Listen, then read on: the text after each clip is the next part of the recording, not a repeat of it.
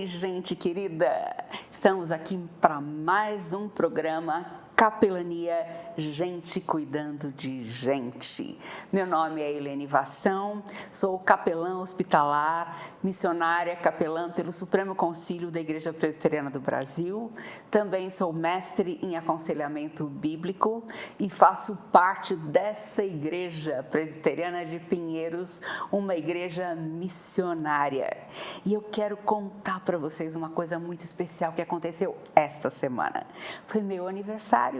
Dia 4 de novembro, meu aniversário, e desta vez eu comemorei de um jeito muito especial.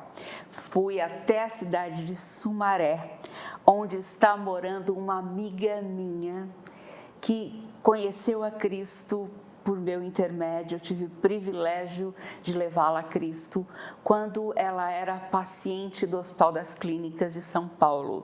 A Eliana Zag, no tempo que eu era capelã do HC de São Paulo, e ela vivia com mais 6 queridos numa enfermaria, onde ela morou por 44 anos.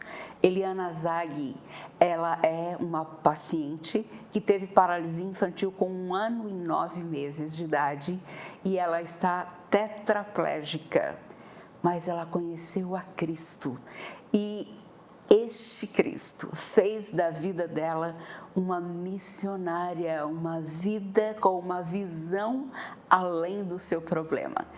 É lindo conversar com Eliana. Eu cresci muito nesse dia que eu pude ir vê-la, porque ela está morando agora na casa de uma família.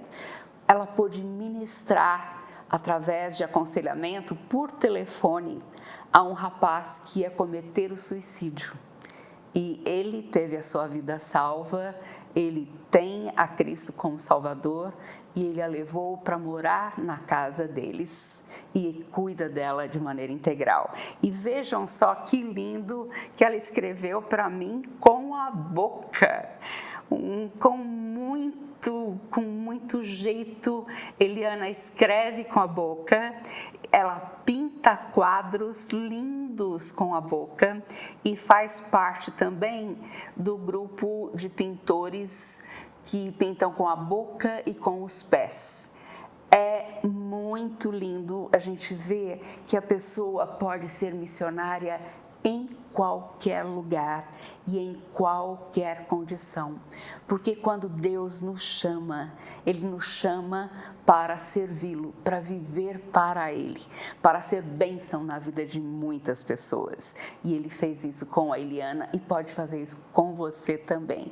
E eu estou falando isso porque eu estou participando de uma igreja que tem a visão missionária, graças a Deus. E eu quero começar o programa de hoje lendo para você um trecho da Bíblia que está em Mateus 9, de 35 a 38, a compaixão de Jesus. E Jesus percorria todas as cidades e aldeias, ensinando nas sinagogas, pregando o evangelho do reino e curando todo tipo de doenças e enfermidades. Ao ver as multidões, Jesus se compadeceu delas, porque estavam aflitas e exaustas, como ovelhas que não têm pastor. Então Jesus disse aos seus discípulos: a seara é grande, mas os trabalhadores são poucos. Por isso, peçam ao Senhor da seara que mande trabalhadores para a sua seara. Essas pessoas estavam aflitas, exaustas, como ovelhas que não têm pastor. E você pode encontrar pessoas assim na sua família, na sua vizinhança, no seu trabalho, na sua escola. Portanto, você é um missionário porque você conhece a Cristo como Salvador. E Ele age por intermédio da sua palavra e através da sua pessoa em qualquer lugar onde você estiver. E hoje nós vamos estar falando sobre isso, porque capelania é missão, são missões urbanas, missões nos hospitais, missões com pessoas que estão sofrendo, e é um privilégio quando você pode falar de Cristo, levar o amor de Deus na pessoa de Cristo a essas vidas. Você sai das quatro paredes e vai ao encontro destas pessoas, levando uma transformação de vida que só o Senhor Jesus pode fazer. E hoje eu trouxe uma amiga muito especial. Uma amiga que está conosco na capelania, é uma das nossas capelãs hospitalares e está conosco há 25 anos. A Geni, ela faz parte da capelania, da Associação de Capelania na Saúde, já fazendo bodas de prata.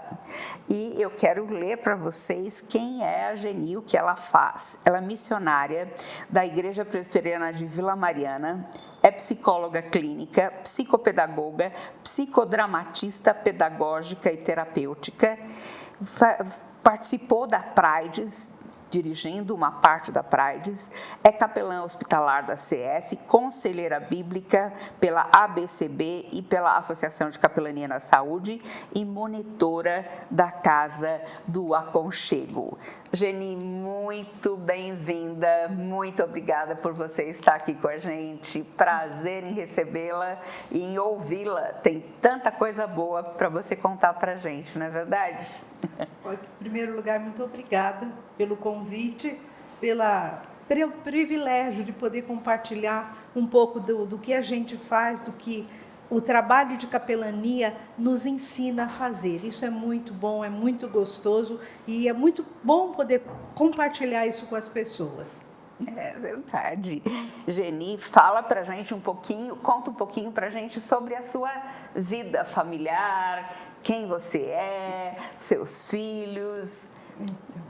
Eu sou de família presbiteriana desde lá de trás. Meu bisavô já era presbiteriano, do começo do presbiterianismo no Brasil, Zacarias de Miranda, meu avô, e cresci em lar evangélico, me criei na Igreja Presbiteriana de Vila Mariana, e em 1994 eu escutei o curso de capelania, que a Eleni deu uma palestra, e eu fiquei encantada com aquilo.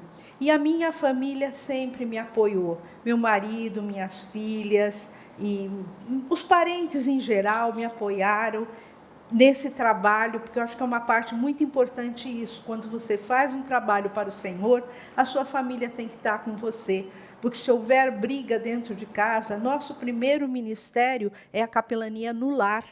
E a gente tem que ministrar aos nossos queridos para que a gente possa verdadeiramente ministrar aos outros. Se você vai para a capelania com briga, isso não está correto, isso não agrada a Deus. Então, eu acho precioso isso, que a família apoie. E graças a Deus, a minha família me apoiou e esteve comigo em todo esse tempo, nesses 25 anos, que às vezes é difícil, você tem que deixar as coisas em casa para o trabalho do Senhor. E esse meio termo entre estar com os queridos de casa e estar com os queridos do hospital, é importante a gente saber fazer para que ninguém saia perdendo e nem a gente, mas principalmente que a obra do Senhor não saia perdendo. Então, minha família sempre esteve comigo, graças a Deus. Que bom, Geni, isso é importantíssimo, é vital. Eu esqueci de falar, mas você pode participar do nosso programa através do chat. Então, escreva pra gente, conte que você está aí participando, faça perguntas, faça considerações, porque você é muito bem-vindo e bem-vinda também. Geni, você é psicóloga, psicodramatista, psicopedagoga, mas ao mesmo tempo você fez o curso de capelania e fez o curso de aconselhamento bíblico que nós demos pela Associação de Capelania na Saúde e também pela ABCB. Conta pra gente como é que você lida com isso, quais as vantagens que você usa da psicologia e como você vai além da psicologia com a palavra de Deus.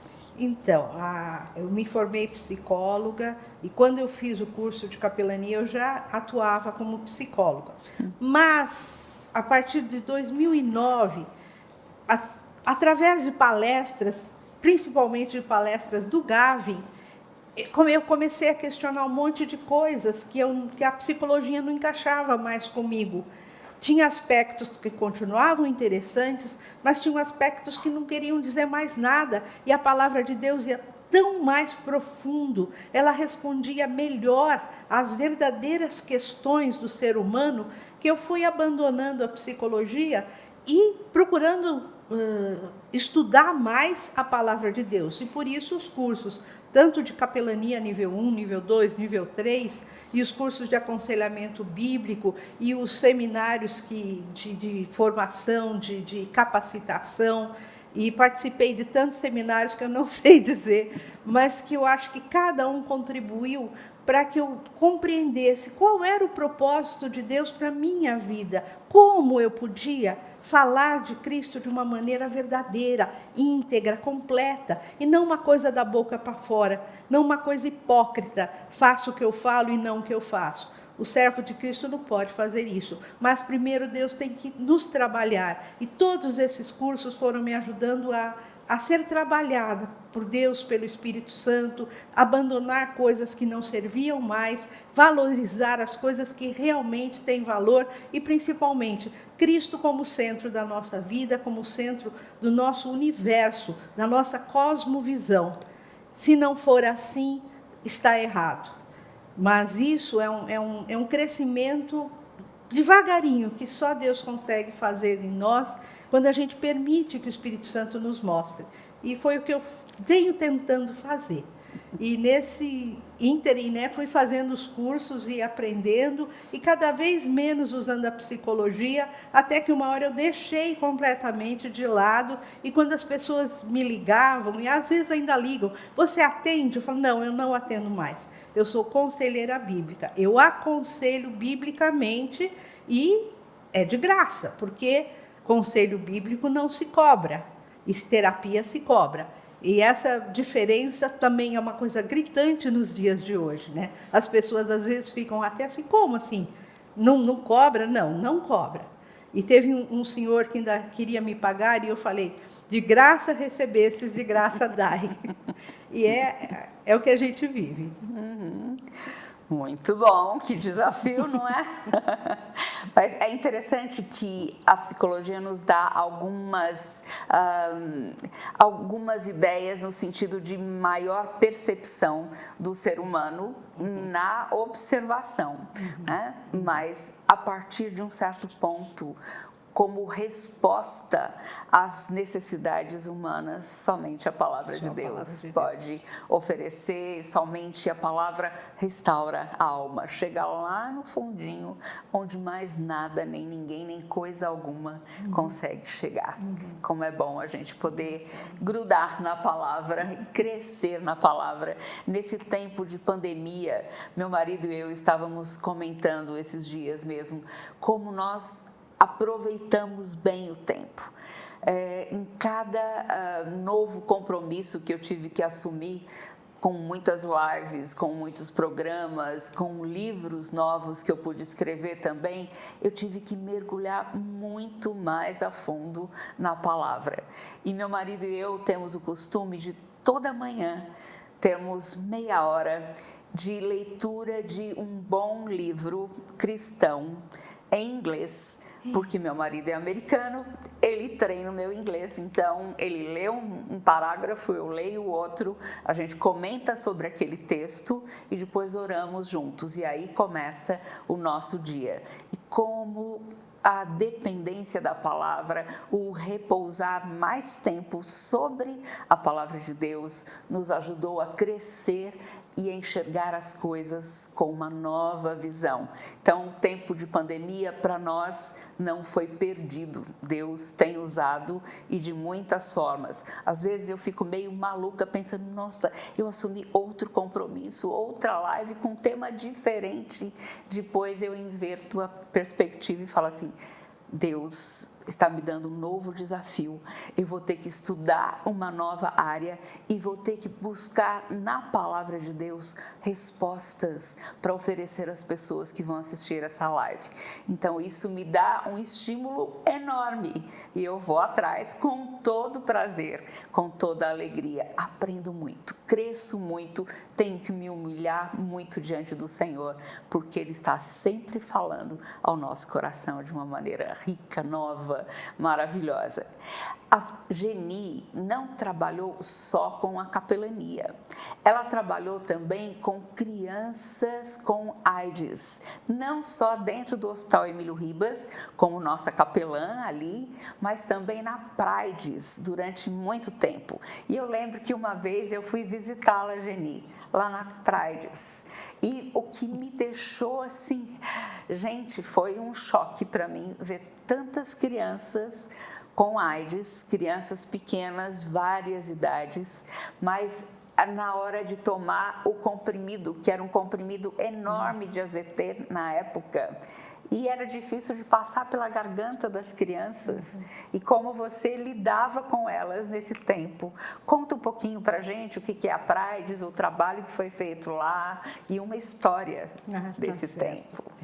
Eu comecei na Praides em 1998 e era uma época em que o vírus HIV ainda estava muito forte e as crianças, elas nasciam com o vírus, porque as suas mães tinham adquirido a doença e grávidas e elas nasciam por, chamam transmissão vertical. A criança não fez nada para ter o vírus, mas nasce com ele e em algumas crianças o vírus é mais forte, em outras é mais brando. Então, dependendo de como o vírus era em cada criança, era como ele se desenvolvia e como a saúde da criança se desenvolvia.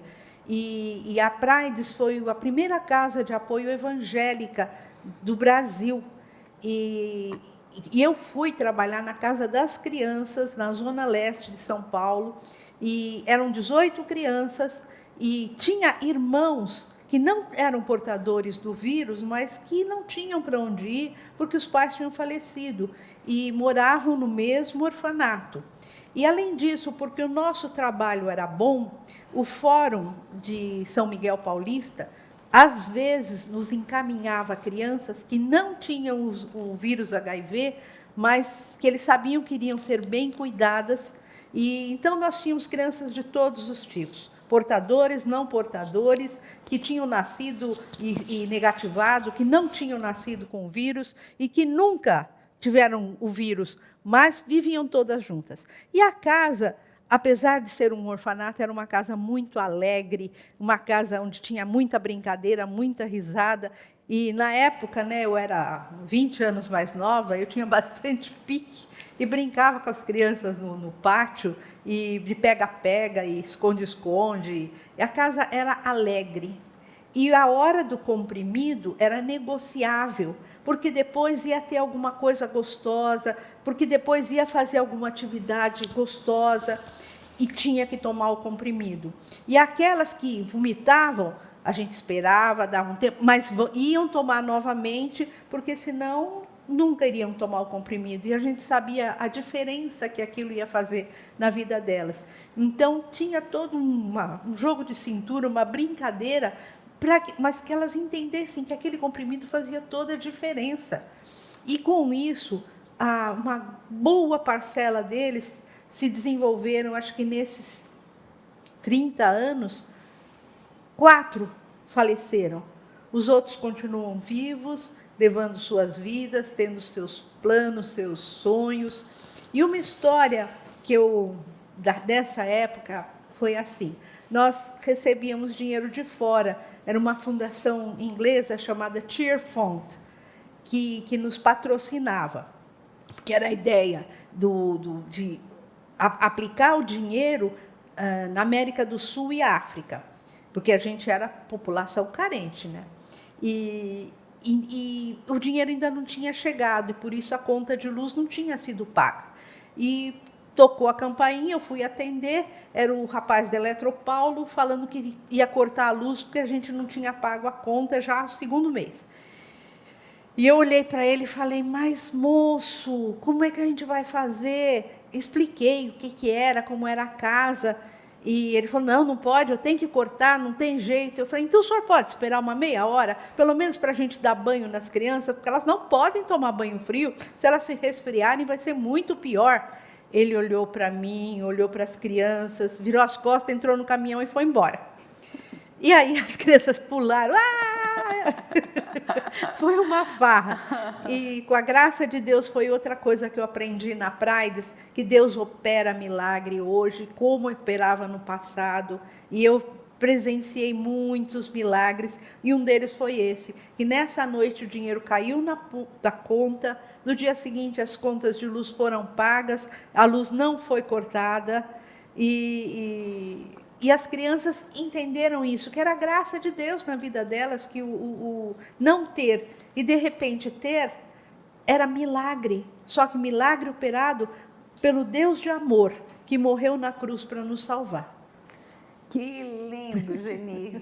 E você conta essas histórias lindas também através do seu livro, porque você escreveu um livro e eu tive o prazer de fazer o prefácio, a apresentação do livro e gostei demais. Estou ansiosa por ver o livro impresso também, para chegar na mão de muita gente. E você contou também de uma experiência difícil de preparar essas crianças para a morte, porque alguns deles, naquela época, estavam partindo. Conta um pouquinho sobre isso, porque não é fácil falar sobre morte com criança. Como? Particularmente um menino que tinha o vírus HIV muito agressivo e, embora os outros se desenvolvessem, ele não se desenvolvia, ele não crescia, ele não melhorava, o remédio não fazia efeito, e era feito troca de protocolo, que é uma coisa comum no tratamento do vírus HIV. Eles tentam um protocolo, que é um coquetel de remédios, para que faça o efeito desejado. E às vezes dá certo, e às vezes não. E no caso dele não dava certo. E trocavam um protocolo e não adiantava nada, e o vírus continuava muito forte, e ele começava a ter doenças oportunistas, com pneumonias, ouvido purgando, diarreias, diversas coisas, e ele foi percebendo que ele estava enfraquecendo. E teve uma Páscoa que eu pedi para as crianças que desenhassem o que significava Páscoa para elas, até para saber se eles estavam entendendo o que estava sendo passado, porque a gente falava de Jesus na casa e elas iam à igreja e também escutavam sobre Jesus. Mas entre o que elas escutam e o que elas apreendem há uma diferença. E eu queria saber isso. Se elas estavam entendendo o que a gente precisava explicar melhor. E ele estava na casa, esteve internado, saiu da internação e ele estava na casa nesse dia. E ele desenhou um cordeiro num sacrifício. E ele desenhou com guache vermelha, então havia sangue por todo lado. Era no desenho, na roupa dele, na mão. Aquilo me assustou quando eu olhei pela quantidade de vermelho que havia. Então eu fui conversar com ele o que queria dizer aquele desenho. E o desenho, ele entendia que era o Jesus sendo sacrificado. O cordeiro era Jesus que derramava o seu sangue por nós. Mas ele também se identificava com esse cordeiro como sendo sacrificado sem ter pecado nenhum, sem ter feito nada. Ele era bem inteligente e essa percepção dele era difícil de lidar, porque eu tinha que explicar para ele, você tem um vírus que você não pediu para ter, você não fez nada para ter esse vírus, mas você foi presenteado com ele e ele está te enfraquecendo e você vai morrer. E acho que foi uma das coisas mais difíceis, mas não foi de uma vez. Porque com criança você fala um pouco, depois você volta, fala de novo e anda mais um pouquinho. Aí você volta e fala de novo e anda mais um pouquinho. E com ele eu fui fazendo assim. Cada vez que ele estava bravo, brigando, eu chamava ele para conversar e nós conversávamos sobre isso. Porque as brigas em geral era isso. Por que eu? Por que comigo? Isso não é justo.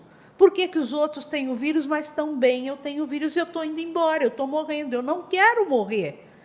E eu tinha que ficar, meu Deus, quais os textos? Porque eu não queria falar de emoções simplesmente. Eu precisava da palavra, porque a emoção ela é efêmera, ela passa. A palavra fica. E eu fui pesquisar os textos para deixar para ele, e principalmente os textos sobre céu.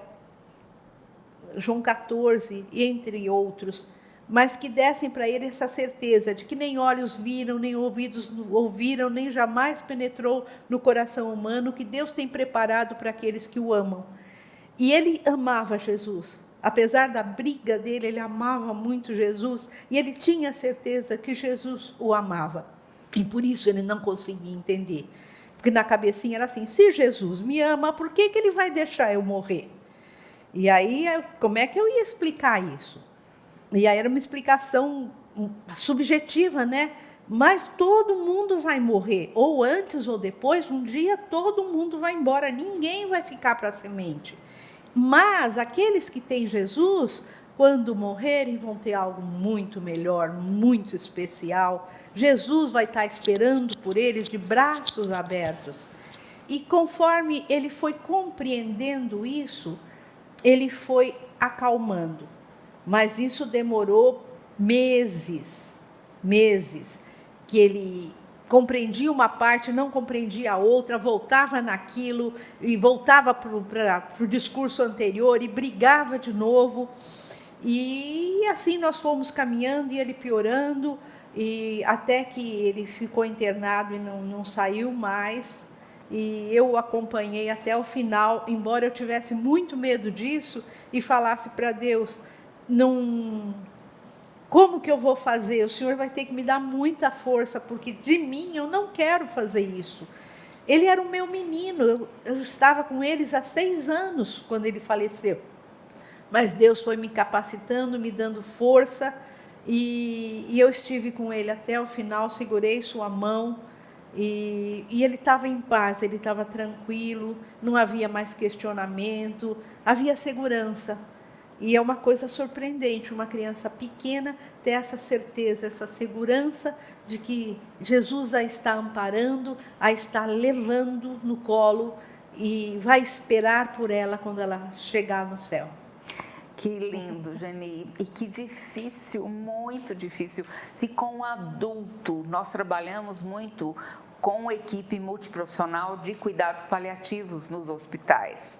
Então, um capelão sempre tem que fazer parte de uma equipe de cuidados paliativos, e nós cuidamos de pessoas em final de vida e também dos seus familiares. E quantas questões vêm nessa hora? Se já vem diante de um adulto, na mente de um adulto, ainda mais de uma criança que talvez nunca tenha visto alguém morrer. Eu me lembro dos meus pequenos, dos meus filhos, que eu fui trabalhando morte com eles a partir dos animaizinhos deles que morriam. Um peixinho e a gente fazia um enterro, um gatinho, um pintinho, e a gente sempre fazia um ritual, fazia um enterro, e eu mostrava para eles a importância e que não voltaria, mas eram animais, para daí começar a falar que pessoas também morrem. E foi tão importante fazer toda essa preparação, porque quando eles perderam o pai deles, eles estavam mais preparados para isso também. Então, você vai trabalhando os seus filhos, os seus queridos, também nesse sentido de que a morte não é normal, ela é comum a todos os seres humanos. E dói para todo mundo, porque nós não fomos feitos para a morte, mas para a vida. A morte entrou no mundo por causa do pecado. E por isso nós só temos esperança, porque nós conhecemos a Cristo como Salvador e temos certeza de que Ele vive em nós aqui e que nós viveremos com Ele eternamente. Mas quando nós entramos num hospital, como você foi para o Emílio Ribas, nós começamos a lidar com os nossos pacientes e temos que tomar muito cuidado. Primeiro, nós lembramos que hospitais são campos missionários. Passam mais pessoas pelos hospitais do que pelas nossas igrejas. Você pode dizer que pela sua igreja passem 3 milhões de pessoas por ano, como passam num grande hospital. É um número muito, muito, muito grande.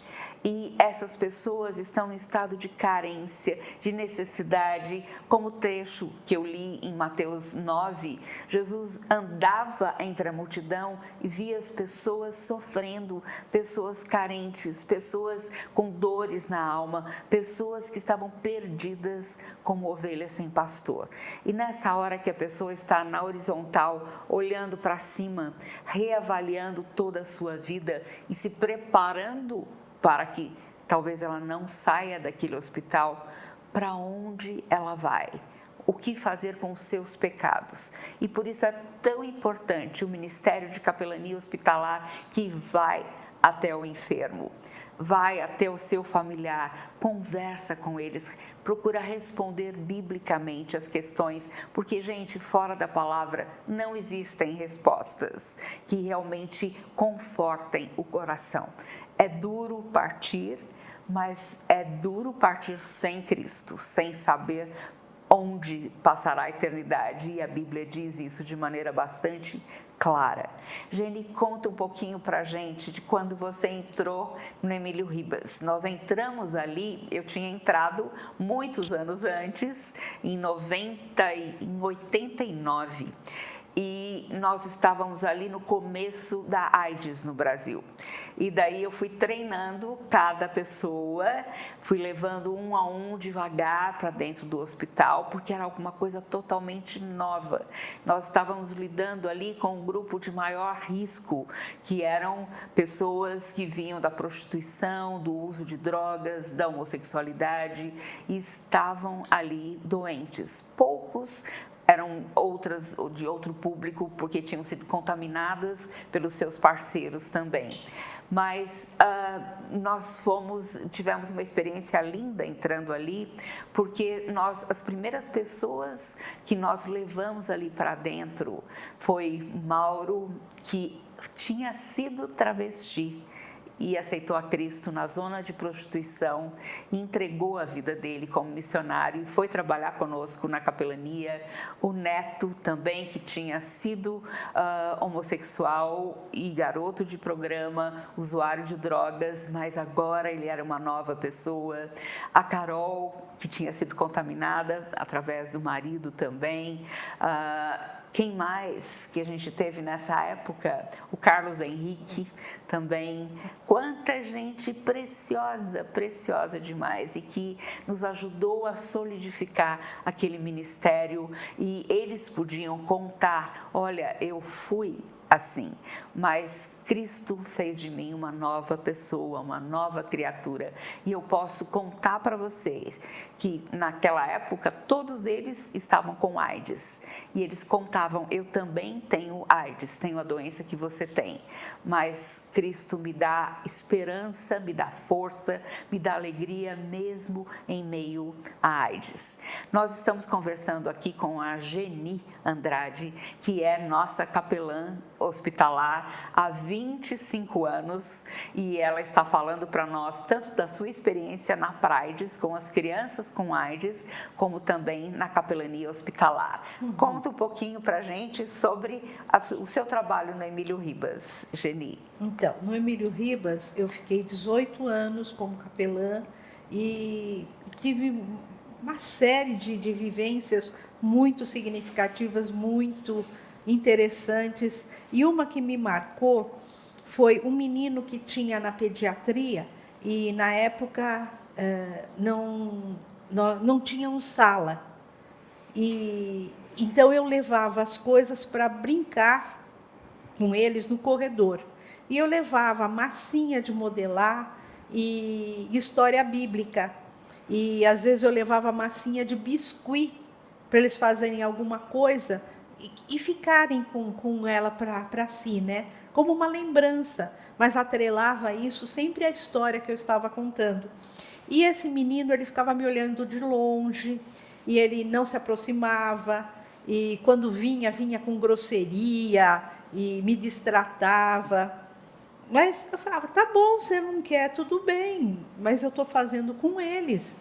E pegava a cadeira e sentava no meio, era até engraçado, porque ele era assintoso, ele queria a minha atenção, mas para brigar comigo. Mas foi passando meses assim, e dia a dia ele estava um pouquinho mais atento, e escutava a história, embora não ficasse no grupo, escutava a história. E ele era paciente HIV, que também o vírus era bem complicado, e ele foi ficando cada vez mais doente, e aí ele já me aceitava, e aí até abusava, porque ele falava, eu quero pintar, então eu levava a tela para ele pintar, e ele pintava, tinha que levar tela, tinta, pincel, tudo, e ele pintava para dar de presente para as enfermeiras, e eu entendia que assim, ele ia embora, e ele queria deixar alguma coisa dele para elas, e tudo que eu fazia com ele, ele dava de presente para alguém. Cada hora era uma enfermeira, uma médica, ele tinha coleção para dar para elas, e eu era a manutenção, a mantenedora. Eu não, né? A capelania era. E a família dele era de uma igreja pentecostal, mas ele não gostava da igreja, então ele não queria ir. Mas ele escutou as histórias e muitos meses ele escutou todas as histórias que eu conheci infantis.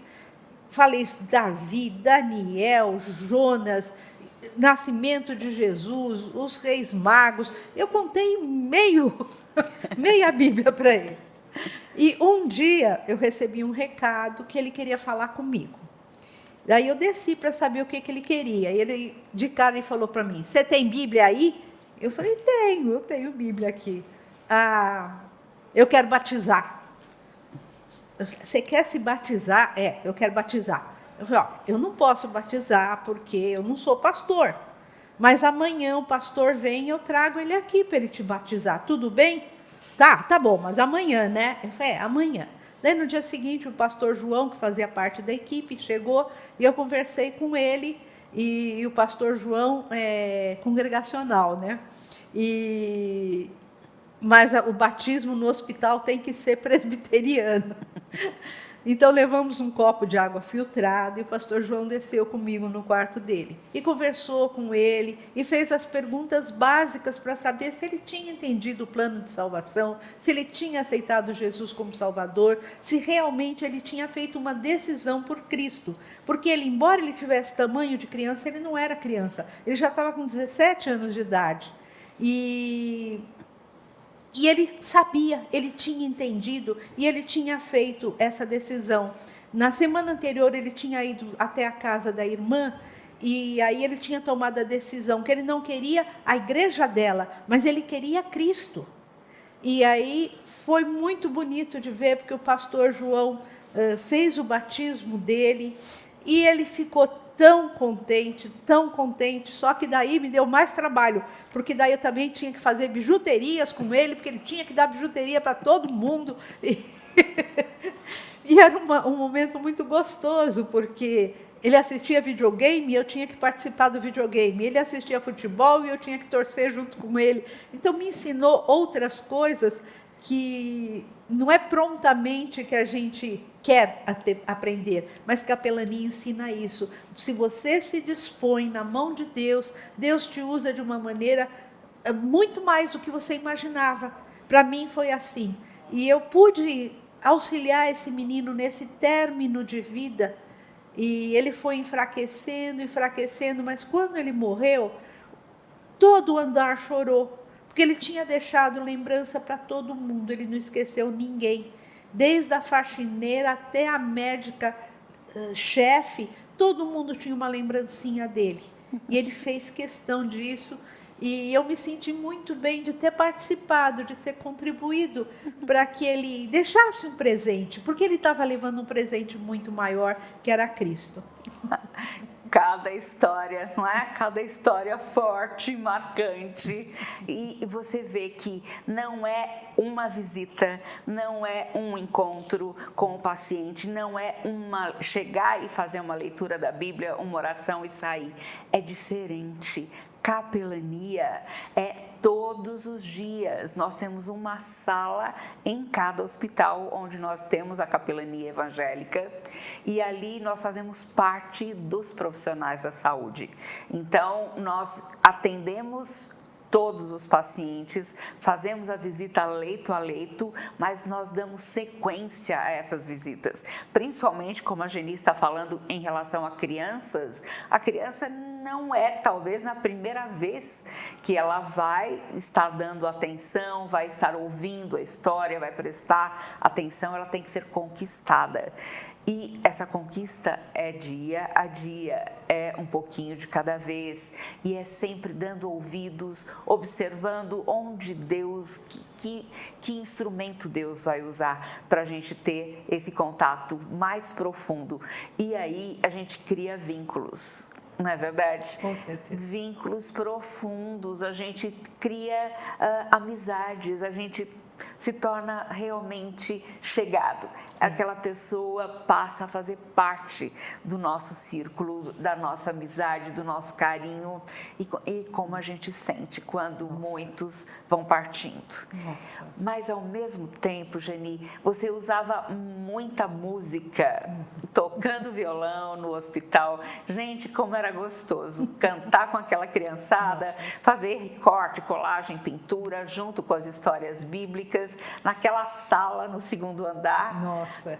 E todo mundo ali, uma pilha de crianças, todas com pijaminha do hospital, e todo mundo participando e escutando história, ouvindo, cantando, depois recortando, pintando, fazendo uma bagunça só.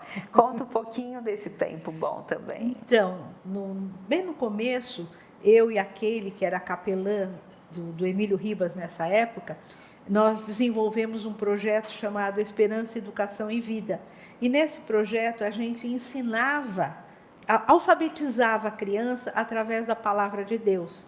Então a gente pegava um texto da palavra, destrinchava ele, mas de maneira que ele ficasse fácil, mas que continuasse sendo a palavra. E, em geral eram os evangelhos, especialmente o evangelho de Lucas. E o nascimento de Jesus era o meu preferido para fazer isso, porque ele é muito marcante. A criança se sente na história.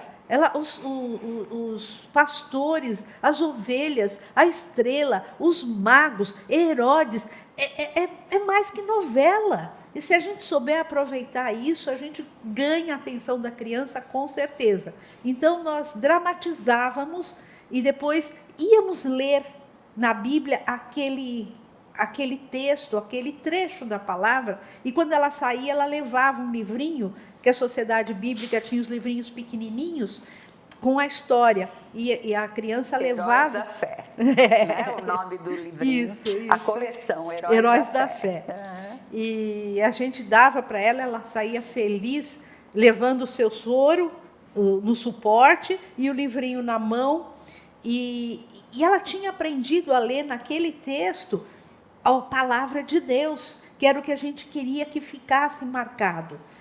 E, dramatizando a história, ela também emocionalmente ficava marcado. A gente sabe disso porque na vez que ela vinha, ela sabia direitinho, inclusive onde que a gente tinha parado para dar continuidade. E as crianças cobram. É muito lindo. Agora, tocar violão, eu sei 3 posições, e aí eu encaixava a minha voz nas posições e cantava todas as musiquinhas infantis. Dava um jeito. E eles cantavam.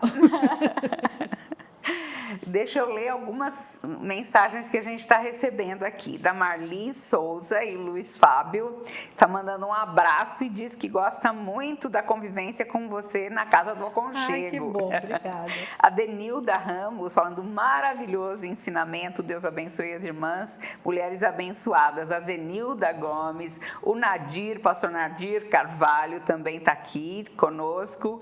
O Adriano Cardoso fala assim: boa tarde, irmãs. O programa Capelania sempre contribuindo para a nossa edificação.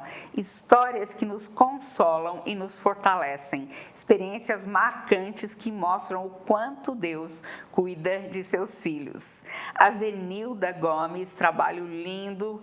Eliane Aparecida Gouveia, falando boa tarde a todos. O Alessio Silva, a Denilda Ramos e Nanda Rocha, Roseli Cordeiro, todos eles estão participando aqui conosco. Que muito bom ver essa turma querida junto com a gente. Geni, conta pra gente também sobre as famílias com AIDS, porque no Emílio Ribas, o nosso trabalho ali, nós temos a capelania evangélica nesse hospital também, e é um trabalho de ministério de capelania muito amplo, porque a gente vai vendo as necessidades e vai pensando em como supri-las, e as igrejas nos ajudam muito nisso. Então, muitas vezes a gente precisa de cestas básicas, porque os pacientes que têm que tomar aquela medicação tão forte não conseguem tomar muitas vezes, porque não tem comida em casa para tomar junto, comer junto com aquela medicação. Então, nós temos que oferecer também o que o hospital, o que o Estado não oferece. Então, as igrejas podem entrar nisso, nos ajudando e ajudando muito. E nós fazemos isso em muitos hospitais. Mas conta um pouquinho sobre como começou o trabalho das cestas básicas e da evangelização das famílias com AIDS. Não só mais os pacientes no leito, mas todas as famílias deles. Quando eu comecei, quem cuidava da cesta básica era o pastor Neto. E eu me encaixei, talvez pela profissão de psicóloga, o costume de lidar com gente, foi um aspecto que eu gostei de participar, e participava das reuniões. Era uma vez por mês. As famílias vinham, nós nos reunimos numa sala e no começo o Neto que sempre dirigia e trazia uma palavra e daí fazia aplicação para a vida delas, o que eu achava fantástico quando eu estava começando isso, essa ponte entre o que a palavra diz e como eu aplico isso na minha vida. E eu aprendi a fazer isso também. Não adianta falar a palavra e deixá-la como se fosse lá do passado. Não, ela é atual nos dias de hoje. E as famílias foram se modificando. Algumas eram rebeldes e só vinham lá para pegar comida mesmo. Mas muitas escutaram, levaram em consideração e mudaram suas vidas, começaram a frequentar a igreja e percebiam que a família estava mudando. Havia menos briga, havia menos discussões e o consenso era maior. E elas traziam isso muito felizes, como se tivesse acontecido uma mágica. E a gente sabia que não era mágica, que era Cristo. Cristo agindo nos corações. E como ele faz? Traz um, traz outro, depois de um tempo a família inteira está na igreja e a vida da família muda e financeiramente muda. E foi muitas oportunidades que a gente teve de ver isso, de ver Deus agindo através de um trabalho que a gente fazia numa sala emprestada do hospital por um tempo curto, mas a distribuição de literatura bíblica, a leitura com eles de textos bíblicos fazia toda a diferença. Mesmo que eles não lessem direito, a gente lia devagar para que eles pudessem acompanhar e estimulava a que levassem para casa. E a Sociedade Bíblica foi uma parceira fantástica todo o tempo de capelania. E eu lembro que no Emílio Ribas a gente tinha literatura para esses pacientes muito específica, que falava aos corações deles, como Deus se importava, como Deus estava presente naquelas horas difíceis que eles estavam passando. Isso fez muita diferença. Eu lembro de levar a cesta, às vezes, na favela do Heliópolis. E para mim, eu falei, meu Deus do céu, como é que é? Mas a moça, ela veio pegar a cesta e ela não tinha força para carregar uma cesta. Como que eu ia deixar ela embora? E eu falei, tá bom, então eu te levo. E levei ela na favela do Heliópolis e Deus cuidou de mim, nada aconteceu. Mas a gente ir na casa faz toda a diferença. Porque daí eles sentem que a gente é parceiro. Então a capelania é parceira porque se importa. E até hoje, isso eu levei eu continuo cuidando de cesta básica na Casa do Aconchego. E o ano passado eu visitei muitas famílias, no começo de carro, depois eu sofri um acidente, fiquei presa no barranco. Daí a Priscila falou para eu começar a ir de Uber, e aí eu comecei a ir de Uber e visitamos muitas famílias. Em cada lar, a gente chegar, falar a palavra de Deus, vinha a família e a parentela que morava próxima, vinha para participar daquele pequeno culto. Mas era um alimento físico, mas principalmente o alimento espiritual que a gente estava trazendo. E acho que isso é capelania. Isso, é isso mesmo. E a gente sempre fala com os nossos capelães, gente, o trabalho social é necessário, a gente vai acrescentar ao trabalho de alcançar o coração, porque o nosso alvo é trabalhar dentro dos hospitais e também com as pessoas que são ligadas aos pacientes, como os familiares, que a Geni está falando agora, mas lembrando sempre, o nosso trabalho não é social, em primeiro lugar. Ele é de evangelização, porque nós fazemos aquilo que ninguém mais pode fazer dentro de um ambiente hospitalar, é falar de Cristo, é levar a pessoa a conhecer a Deus através da pessoa de Cristo, é ter um relacionamento com Deus que transforme a vida daquela pessoa e de toda a sua família também, e que a leve com certeza para o céu. Este é o nosso alvo, é a nossa missão maior. Então, todos esses são complementos. Mas foi tão interessante quando a Geni, ela estava trabalhando no Instituto da Criança do HC também, com a nossa equipe.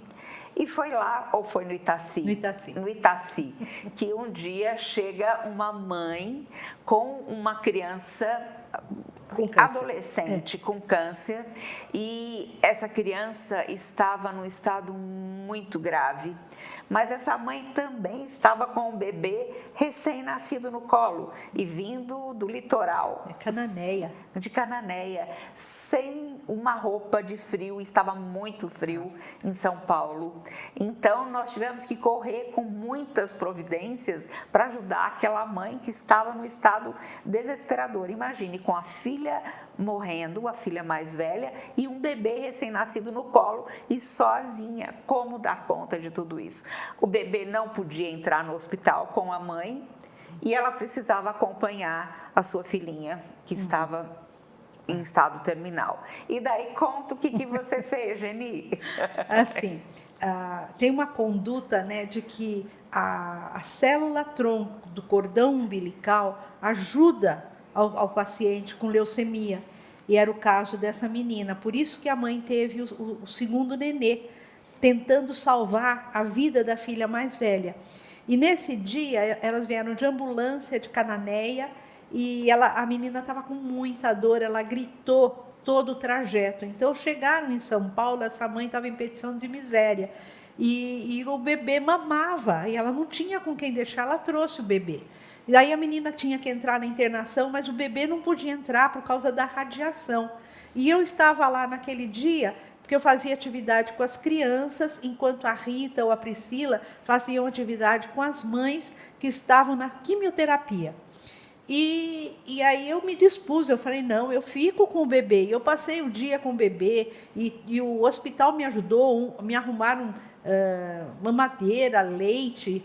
E eu levei a menina, ainda não havia Casa do Aconchego, eu levei a menininha para dar banho na ação solidária que tem na rua Oscar Freire, e dei banho na menina, e troquei a roupa dela, e voltei para o hospital, e estava muito frio. E aí, quando chegou 5 horas da tarde, a irmã da mãe, que era para ter chegado na ambulância da tarde, não chegou. E aí não tinha como que ia deixar, ela não podia entrar no hospital. Eu falei para a mãe, então, eu levo ela para minha casa. E a senhora fique sossegada, eu sou da capelania, eu não vou sequestrar sua filha. E o hospital me arrumou um bebê conforto para colocar no carro e leite. E lá fui eu para casa com a menininha, a fralda também. E cheguei em casa, a menininha chorava e meus cachorrinhos olhavam para mim, olhavam para a menina, eles não estavam acostumados com o nenê. E quando minhas filhas chegaram tarde da noite, elas falaram, mãe, que é isso? Daí eu expliquei a história, que era só aquela noite que eu ia cuidar da menininha, e ela chamava Yasmin. E cuidei da Yasmin, e ela dormiu, e coloquei na minha cama e protegi com cadeira para que ela não caísse. E de manhã cedinho levei a menina lá, daí a irmã da mãe já chegou, pegou a menina e levou embora. Mas foi uma aventura para mim, mas muito gostosa. Fazia tempo que eu não cuidava de nenê. Pois é, quando você entra na capelania, você nunca sabe o que vai acontecer. Não. Naquele dia é sempre uma surpresa de Deus, e Deus é muito criativo. Muito criativo. E nos treina em todas as áreas para toda boa obra.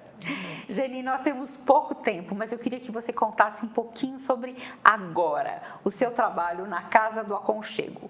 Então, deixa eu só dar um breve relato. Casa do Aconchego, eu tive o prazer de fazer o projeto e treinar as equipes na Casa do Aconchego, organizar o trabalho, e hoje vai muito bem, sobre a presidência do Dr. Paulo Tsai, sobre a gerência da Priscila Casarrégio, a Sandra, a Giselda, estão todas lá, e a Geni também participa desse trabalho. E hoje não é mais uma casa de passagem para as crianças e as suas famílias, mas é uma hospedaria também.